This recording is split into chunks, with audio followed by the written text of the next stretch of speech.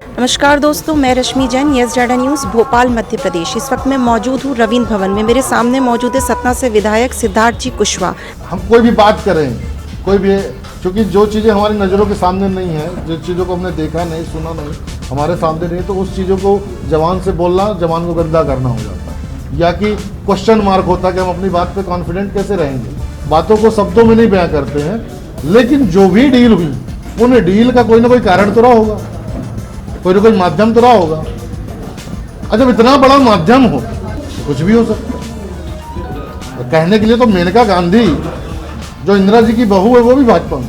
भाई मेनका गांधी, उनके बेटे वरुण गांधी, वो भी तो भाजपा में। अच्छा, पार्टी की तरफ से कोई चूक नहीं है, पार्टी नेतृत्व की तरफ से देखिए, कोई बच्चे नहीं है, कोई विधायक बच्चा नहीं होता कि उसको गोद में संभालेगा कोई।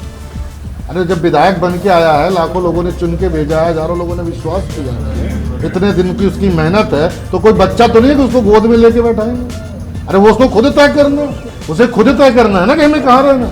18 साल बाद तो सरकार भी कहती है वयस्क है, अब इसकी जिम्मेदारी सरकार नहीं लेती। बाकी जैसे हम जब तक छोटे थे, हमारे फादर सांसद थे, तो हम पिताजी की टिकट पे यात्रा कर लेते थे क्योंकि अवयस्क थे। लेकिन जब 18 साल के हो गए तो हमको अलग कर दिया गया उससे, उस कोटे से हम अलग हो गए कि अब भले बच्चे आपके हैं, लेकिन 18 साल से उम्र ज़्यादा हो गई है, अब उसकी जिम्मेदारी सरकार नहीं लेती। उनका इलाज, उनकी दवाई, उनकी पढ़ाई, उनकी यात्रा, वो सब उनकी जिम्मेदारी। अब विधायक, अब हमको तो बात उसके जाने का नहीं है, बदलने का भी नहीं है, बात उसके दोबारा चुने जाने का, कि जनता ने उसे दोबारा चुन क्यों लिया। प्रश्न इस चीज का, किसानों की स्थिति हो चाहे बेरोजगारों की स्थिति हो, जो भी देश की स्थिति है वो सबके सामने है। उस स्थिति से हम लोग 2021 में निपट पाएंगे या निजात मिलेगा हम नौजवानों को और आने वाली पीढ़ी को, इस उम्मीद के साथ हम लोग ये कार्यक्रम को कर रहे हैं। क्योंकि आज माता सावित्रीबाई फुले जो भारत की प्रथम प्रशिक्षित शिक्षिका थी, और शायद इन्हीं के संघर्षों के कारण आज हमारे देश की बहन बेटियां बड़े बड़े उच्च पदों को सुशोभित कर रही हैं। और उनके प्रयासों से आज देश में उन वंचित लोगों को शिक्षा मिली है जो लोग कभी अछूते थे, समाज में जिनको एक साथ बैठ के भोजन करने का भी अधिकार नहीं था, उन लोगों को भी शिक्षा के माध्यम से जीवन में तरक्की करने का अवसर मिला। तो ऐसी महिला को हम लोग हमेशा अपनी राष्ट्रमाता का दर्जा देते हैं, और उनकी याद, उनके सम्मान में, और स्वर्गीय सुखलाल कुशवाहा जो उनके अनुयायी थे, जनप्रतिनिधि सांसद रहे, वो उनके अम्बेडकरवादी महात्मा ज्योतिबा राव फुले के सोच के मुताबिक उन्होंने अपने पूरे जीवन संघर्ष करके समाज को जोड़ने का काम किया, ऊंच नीच खत्म करने का काम किया। उनकी जयंती भी 5 जनवरी को होती है। तो दोनों महापुरुषों की जयंती को लेकर हम लोग एक विचार गोष्ठी का कार्यक्रम आपके भोपाल में रविंद्र भवन में कर रहे हैं, जिसमें प्रदेश भर के वो सिलेक्टेड लोग होंगे, क्योंकि कोविड के कारण पब्लिक मीटिंग हम लोग हमेशा करते थे, नहीं कर पा रहे हैं इस बार, कि समाज में एक भाईचारा का संदेश जाए। वो विचारधारा जो समाज में परिवर्तन लाई है, जिस सामाजिक परिवर्तन की लड़ाई उन लोगों ने लड़ी है, जिस सामाजिक परिवर्तन से आज देश तरक्की की ओर बढ़ रहा है, उसको और मजबूत कर सके, नई जनरेशन को भी उनके संघर्षों के बारे में पता चल सके, इस उद्देश्य के साथ ये विचार गोष्ठी होगी, और उसमें तमाम बहुत सारे बुद्धिजीवी लोग शामिल होंगे। मुझे बताएं, सबसे पहले जो आप विचार गोष्ठी की बात आपने भी प्रेस कॉन्फ्रेंस में कही है, तो उसमें आपने कहा मुख्य बिंदु समाजवाद, जातिवाद, इसके ऊपर रखा जाएगा। तो क्या लगता है इस तरीके की विचार गोष्ठी से कितना क्या फर्क पड़ेगा?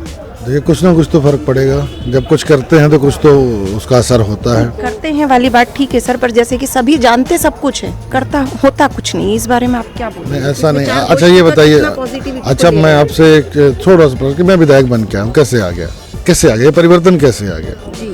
कि एक नया लड़का टिकट मिलती और वो विधायक बन जाता, कैसे? ये जो परिवर्तन है भाई, आज हमें जो शिक्षा मिली है, आज हमें जो देश की इंफ्रास्ट्रक्चर रोज बदलते हुए दिख रहे हैं, आज जो हमारा टैक्सेशन सिस्टम है, आज जो हमारा कोई भी, आप किसी भी विषय पे आप चले जाओ, उसी पे आप डिबेट कर लो, तो उसकी शुरुआत कहीं ना कहीं हुई है।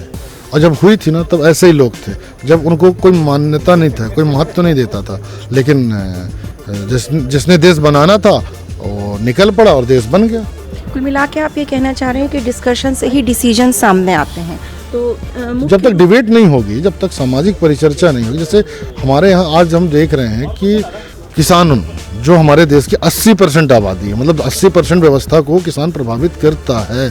आज उनका एक बहुत बड़ा वर्ग एक बिल के खिलाफ बैठा हुआ, एक कानून के खिलाफ बैठा हुआ और महीनों से, और ये सिर्फ हमारे देश में नहीं पूरी दुनिया देख रही है। अमेरिका भी देख रही होगी, चाइना भी देख रहा होगा, जापान, रसिया, जिससे हम मुकाबला कर रहे हैं कि जिनसे हमें आगे निकलना है, जिनसे हम अपने आप को तुलना करते हैं, वो देश भी देख रहे होंगे कि इस देश की जो रीढ़ है वो अपने देश के कानून के खिलाफ है। तो अगर ये चर्चा की गई होती, सरकार है, कोई भी है, सरकार का तो काम है जनता का काम करना। आपको नहीं लगता है चर्चा काफी समय पहले कर लेनी चाहिए थी, अभी क्यों? बिल बनाने के पहले कर लेना चाहिए था ना भाई। हमने कोई चीज़ तैयार की, हम घर में भी कोई भी काम करते हैं तो कोई भी छोटी सी खरीदारी करते हैं या छोटा सा चेंज करते हैं, तो जो बजट फैमिलीज होती हैं तो आपस में चर्चा कर लेते हैं कि इस बार यार थोड़ा सा ध्यान रखना, इस बार हम ये करने जा रहे हैं।